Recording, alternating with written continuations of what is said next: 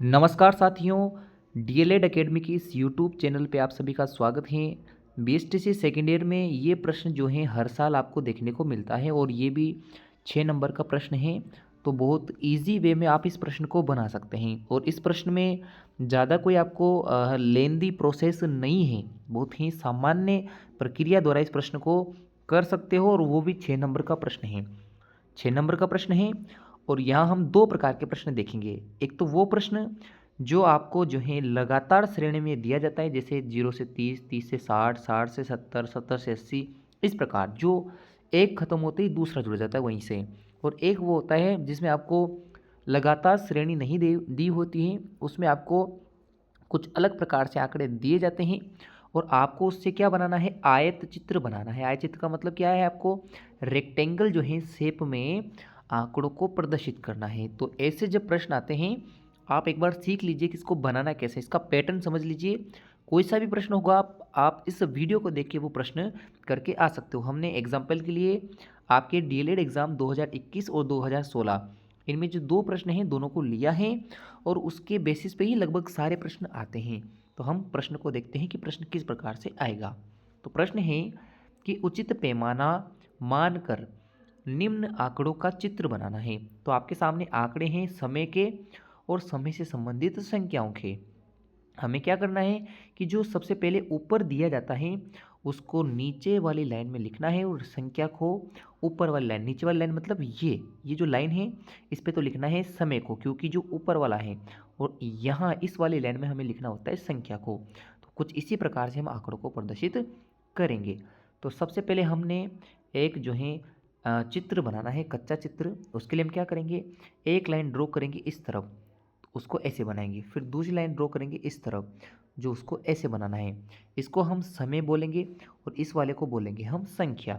अब आपको क्या करना है कि ये चूज़ करना है कि इधर जो आपने लिखा है वो कितने कितने का गैप का होना चाहिए। क्योंकि यहाँ हमारे पास जो संख्या थी, जो आपके पास प्रश्न था उसमें 150 तक है, तो आप 10-10 या 20-20 के स्लॉट बना लीजिए, ताकि आप इधर जो हैं 10-10 या 20-20 के स्लॉट बना के आसानी से उसे बना पाओ। आप 20 के भी बना सकते हो, 20, 40, 60 इस प्रकार से भी, और आप चाहे तो 10-10 के भी बना सकते हो। चूँकि हमने यहाँ 10 का बनाया है तो आपको उस हिसाब से बता देंगे। और अगला है जो संख्याएँ हैं उन संख्याओं को आप इस तरफ दर्शाओगे। तो आपको क्या करना है, जैसे हमने यहाँ जो है डायरेक्ट संख्याओं को 3-3 के हिसाब से लिया है। 3 के पहाड़े में हमने संख्या ले ली है और उसके बीच में संख्याओं को दर्शा सकते हैं। आप चाहे तो 2-2 का गैप लीजिए, 3-3 का, 4-4 का, अपने हिसाब से इसको गैप को लिया जाता है। तो यहाँ आप जो हैं क्या लिखोगे, आपको जो है सबसे पहले इधर संख्याओं को दर्शाना है ऊपर की तरफ और इस तरफ आपको समय दर्शाना है। तो शुरुआत में हमें दिया गया है कि 0 से 10 तक, 0 से 10 तक कितना है, 2 हैं। तो आप क्या करोगे, यहाँ से गिनोगे ये 1 और 2 और फिर इसको 0 से 30 तक यहाँ मिला दोगे। तो पहला आपका कंप्लीट होता है आयत चित्र। दूसरा आपको बनाना है 30 से 60 तक, और 30 से 60 में कितने हैं, 10 हैं। कितने हैं, 10। तो कैसे करोगे, इस वाले को यहाँ से ऊपर बढ़ाओगे और यहाँ से गिन लोगे कि 10 आ गया है, उसको ऐसे मिला के यहाँ मिला दोगे। ये आपका 10 वाला भी 30 से 60 का भी कंप्लीट हो गया। अगला है 60 से 70 के बीच, 60 से 70 के जो बीच में है वो है 17। कितना बनाना है, 17। तो आप क्या करोगे, इधर से ये जो डैश बनाते हुए लेके आ रहे हो आप, इसको देखो और यहाँ से इसको ऊपर बढ़ाओ। और आपको पता है 18 से कम एक कम जो है 17 होता है, और 17 जो है आप ऐसे बना के यहाँ इसको बना दोगे। अब अगला है आपके सामने 70 से 80 के बीच में, और 70 से 80 के बीच में कितना है, 25 है। तो आप इसको ऊपर ऊपर की ओर बढ़ाओगे और 24 से 27 के बीच 25 आता है। क्या आता है, 25 आता है।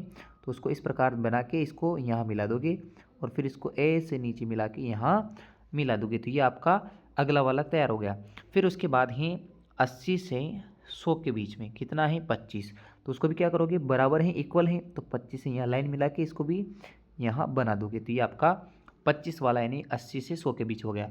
और अंतिम है 100 से 150। तो ये आपका 100 रहा और ये 150 रहा। इसके बीच में 6 बनाना है, तो यहाँ आप देख लीजिए ये 6 रहा इस वाला 6 में, तो इसको यहाँ से बना के यहाँ बना देंगे। तो कुछ इस प्रकार से जो है आप एक चित्र बना पाओगे जो आपको यहाँ आंसर में दिखाई दे रहा है। तो साथ ही में आप अगर ऐसे चित्र बनाते हो आप, तो पैमाना आपके लिए लिखना आवश्यक हो जाता है। तो पैमाना यहाँ साइड में लिखना है कि एक्स जो अक्ष हैं वहाँ आपने क्या दर्शाया है, आपने दर्शाया है वहाँ समय, और समय दर्शाया है 1 इकाई बराबर 10। कितना दर्शाया है? 10 सेकेंड, चूँकि समय सेकंड में है। और अगर आपको वाई एक्स पे पैमाना लिखना है तो आप क्या लिखोगे? वाई एक्स बराबर 1 इकाई किसके बराबर हैं? 3 संख्या। किसके बराबर हैं? 3 संख्या, क्योंकि हमने 3 का पाड़ा बोला है, 3 3 के हिसाब से इधर लिए हैं। तो यहाँ आपको इस प्रकार से लास्ट में पैमाना भी लिख के आना होता है। अगर आपको मैंने जो कहा वो समझ में नहीं आया है तो एक बार आप इस वीडियो को वापस शुरू से देख लीजिएगा। अगला प्रश्न देखते हैं। अगला प्रश्न कुछ इस प्रकार से होता है जहाँ आपको दोनों तरफ संख्याएं नहीं दी जाएगी। एक तरफ आपको ऊपर हिंदी वाली थ्योरी दी जाती है, जैसे मकान किराया, भोजन, शिक्षा, बिजली और विविध व्यय, और नीचे आपको दी जाएगी संख्याएं। तो आपको क्या करना है? आयत चित्र बनाने हैं तो थोड़ा गैप लेके उसको बनाना है। और ये आपके डीएलएड 2016 का आया हुआ प्रश्न है। तो इसका आंसर कैसे बनाना है? सबसे पहले एक इधर लाइन बनाएंगे, एक ऊपर की तरफ बनाएंगे। चूँकि मध ऊपर वाला है तो मध को लिखेंगे इस तरफ, और रुपये हैं तो रुपये को लिखेंगे इस तरफ। तो हमने रुपये को यहाँ दर्शा दिया है और आपका जो मध है उसको दर्शा दिया है यहाँ। अब आपको क्या करना है कि एक एक स्लॉट छोड़ के आपको आयत चित्र बनाने होते हैं जब भी ऐसा प्रश्न हो कि जहाँ आपको दोनों संख्याएं नहीं दी जाए और लगातार नहीं है तो आपको एक एक का गैप देना होता है। और आपने क्या करना है? आपने संख्याओं को देखना है कि संख्याएं किस हिसाब से दे रखी है आपको। तो यहाँ 2000 हैं, यहाँ 5000 हैं, यहाँ 1600 हैं, यहाँ 1000 हैं, यहाँ 1600 हैं। तो हमने कहा कि हम इधर जब लिखेंगे रुपये को तो हम 500 के हिसाब से लिख देते हैं, 500, 1000, 1500, 2000, तो हम आसानी से उसको लिख पाएंगे। तो हमने संख्याओं को दर्शा दिया है 500 के रूप में, 500, 1000, 1500, 2000, 2500, 3000। सबसे पहले मकान किराया कितना था? 2000। तो हमने मकान किराए के 2000 का एक ऐसा बिल्डिंग बना दी। ये आपका पहला काम हो गया। अब भोजन में आपने खर्च किया 5000 रुपये, तो हमने भोजन के लिए इधर देख लिया भाई 5000 यहाँ आ रहे हैं, इस हिसाब से आ रहे हैं, तो ये 5000 वाला हमने एक आयत चित्र बना दिया, पूरा बना देना है। अगला है शिक्षा पे 1600 खर्च हुए तो 1600 1500 से जस्ट ऊपर आते हैं, तो इसको यहाँ से इस प्रकार से बना दिया। बिजली का है, बिजली का आपके 1000 रुपये हैं तो 1000 रुपये ये रहा, तो 1000 रुपये के लिए हमने इतना ये बना दिया। फिर विविध पे कितना खर्च था? 1600, तो लगभग इसके बराबर ही आएगा, तो यहाँ से इसको इस प्रकार बना दिया। तो ये आप जब बना के आते हो तो यही आपका क्या होता है? यही आपका आयत चित्र है। और इसके लिए भी लास्ट में आप पैमाना लिखोगे। पैमाना कैसे लिखोगे?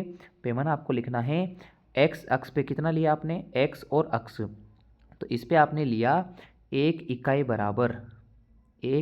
बराबर मद का मतलब जो आपको चीज़ें दे रखी है, मकान किराया वगैरह।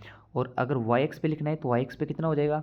तो वाई अक्ष पे ये आएगा 1 इकाई बराबर 500 रुपये। कितने रुपये? 500, क्योंकि हमने 500 का गैप लिया है। तो इस प्रकार जो है अंतिम रूप से आपको ये लिख के आना होता है साइड में। तो ये आपके 6 नंबर यहाँ तैयार हो जाते हैं। जिस भी विद्यार्थी को समझ में नहीं आया है वो इस वीडियो को एक बार और देख ले। मुझे पूरी उम्मीद है कि उसको ये समझ में आ गया होगा। तो कुछ इस प्रकार से अगर आपको वीडियो अच्छा लगा हो, आपके लिए हेल्पफुल हो, तो आप इस वीडियो को अपने दोस्तों के साथ शेयर कीजिए और वीडियो को लाइक भी कर सकते हैं। और चैनल अच्छा लगा हो तो चैनल को सब्सक्राइब भी कर सकते हैं। ये आपकी इच्छा पे निर्भर करता है।